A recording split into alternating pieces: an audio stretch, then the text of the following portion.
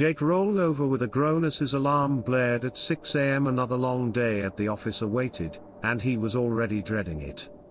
As he brushed his teeth in the bathroom, he caught sight of his worn appearance in the mirror. Dark circles hung heavy under his eyes from countless late nights and endless stress. Lately Jake had been plagued by fitful sleep, constantly waking with a strange sense that someone was hovering near. But every time he flipped on the bedside light, of course there was nothing. Still, as the days dragged on, the invisible watcher felt closer, its presence lingering at the edge of consciousness where dreams fade into reality. Shaking off the lingering paranoia, Jake dressed for work and trudged downstairs to make coffee. His fiancée Sarah had already left for her morning shift at the hospital. The empty brownstone felt lonelier than usual in the grey dawn light. As Jake scrolled through emails on his laptop, sipping the bitter brew, a sharp prickle shot up his neck, that unmistakable instinct that eyes were on him once more. With a brisk exhale, Jake spun around, but as always, the living room stood deserted. He was letting his imagination get the better of him. Still, as the morning wore on, shadows seemed deeper, sounds slightly off-kilter like a poorly tuned radio. Jake hurried off to the office, eager to escape the strange aura that had fallen over his home. 12 grueling hours passed in a haze of meetings, calls, and paperwork. By the time Jake collapsed into bed, exhaustion had banished all other thought.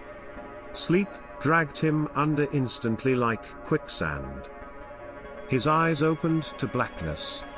It took several disoriented moments for Jake to register this wasn't a dream. The apartment was completely dark. Rolling over with a groan, he fumbled blindly for the bedside clock. 1:37 a.m. blinked dimly in green numbers. Another absurd wake disrupted by vague instinctive panic. Breath misting before him, Jake reached for the lamp. His blood turned to slushy ice water. There, perched motionlessly at the foot of the bed, lit only by spectral moonlight, was a hunched, dark figure. Its face was shadowed beneath a hood, but Jake knew without doubt those invisible eyes had been watching all along, and they were watching him, now. Raw reflexive terror surged Jake into motion. He bolted from the bedroom, slipping and careening down the dark stairs 2 at a time, catching himself on the banister with a jolt that shot pain up his arm.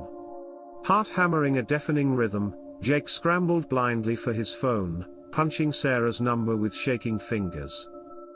She picked up blearily on the 3rd ring. Jake. What's wrong?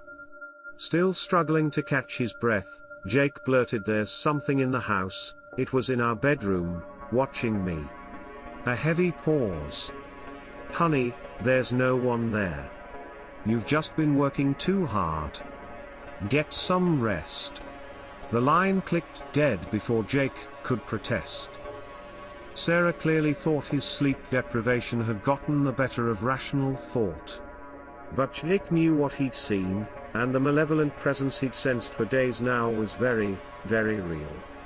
Her boards creaked softly upstairs, sending fresh adrenaline pulsing through Jake's veins. He couldn't stay here another moment. Grabbing keys and wallet, Jake bolted into the night. The next few days passed in a grey haze. Jake stayed at a friend's apartment, sneaking back to the empty brownstone only to pack necessities. Sarah remained skeptical, worried he was losing his grip, try as he did to reassure her. But on the 3rd night, alone in the spare bedroom, a shadow shifted at the periphery of vision.